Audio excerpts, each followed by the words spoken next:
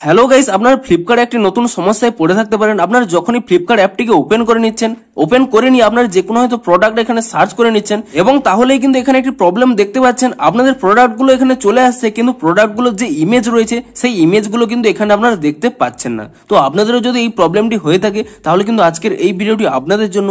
আপনাদের কয়েকটি স্টেপ জানাবো, আপনারা সেই স্টেপগুলি ফলো করে নিন, তাহলে কিন্তু আপনাদের অটোমেটিক্যালি এই প্রবলেমটি সলভ হয়ে যাবে। এই ভিডিওটি যদি আপনাদের একটু হেল্পফুল বলে মনে হয় অবশ্যই একটি লাইক করে দিন এবং এই চ্যানেলে যদি আজই নতুন এসে থাকেন এখনই চ্যানেলটিকে সাবস্ক্রাইব করে রাখুন, কারণ এরকম নতুন নতুন সমস্যার সমাধানের ভিডিও আপনারা কিন্তু অবশ্যই এই চ্যানেলে পেয়ে যাবেন। তো আপনারা যদি ফ্লিপকার্ট অ্যাপটিকে ওপেন করে নেওয়ার পরে আপনারা এখানে আপনাদের প্রোডাক্টগুলোর নাম দেখতে পাচ্ছেন কিন্তু প্রোডাক্টের কোনো ইমেজ দেখতে পাচ্ছেন না, তাহলে আপনারা প্রথমে কি করবেন, এখানে আপনাদের নোটিফিকেশন বারটিকে এখানে নামিয়ে নিয়ে আপনারা প্রথমে কিন্তু এখানে একটি ফ্লাইট মোড অপশন পেয়ে যাবেন। আপনি সেই ফ্লাইট মোড অপশনটিকে একবার অন করে নেবেন এবং কয়েক সেকেন্ড এখানে ওয়েট করে নেওয়ার পরে পুনরায় কিন্তু আপনারা এখানে ফ্লাইট মোডটিকে অফ করে নেবেন।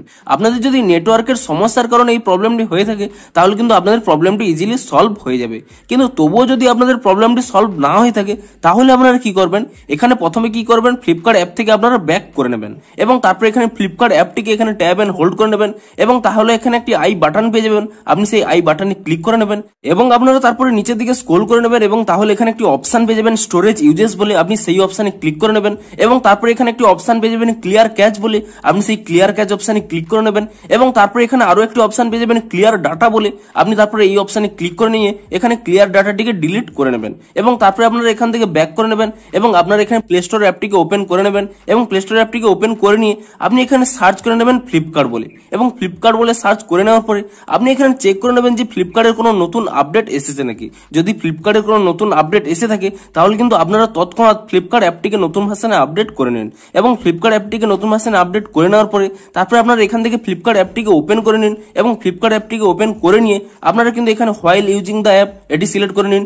এবং কোন ভাষায় আপনারা ইউজ করতে চাইছেন তা আপনারা সিলেক্ট করে নিন। ধরুন আমি এখানে ইংলিশ সিলেক্ট করে নিলাম এবং তারপর এখানে আপনাদের মোবাইল নাম্বার দিয়ে আপনারা কিন্তু যেমন ভাবে লগ ইন করেন তেমন ভাবে কিন্তু আপনারা লগ ইন করে নিন এবং তাহলেই দেখতে পাবেন যে আপনাদের যে ফ্লিপকার্টের যে প্রবলেমটি হচ্ছিল সেই প্রবলেমটি কিন্তু ইজিলি সলভ হয়ে গেছে।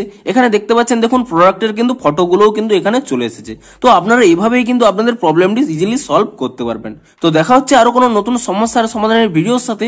Thanks for watching.